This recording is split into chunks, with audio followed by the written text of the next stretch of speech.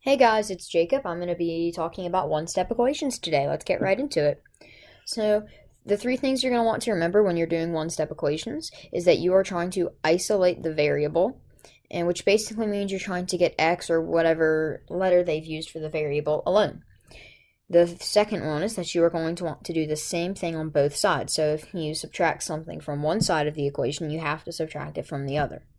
And the third is that you're going to be using inverse operations.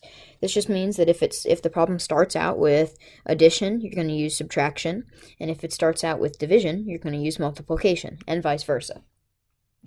So here are some of our example problems, and let's get right into it. So here we see 3x equals 21. Well, it starts out with multiplication because this is the same thing as saying that 3 is multiplied by x, or 3 times x. So we're going to use division and divide by 3 to cancel these two out, and that will get us x equals 7.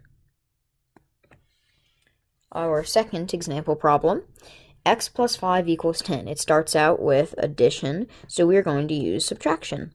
So we're going to subtract 5 and get x equals 5. There we go. All right, on to number 3.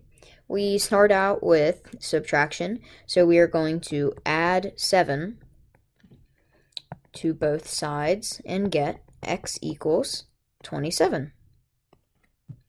Last one. Now this may look a little intimidating, but it's not.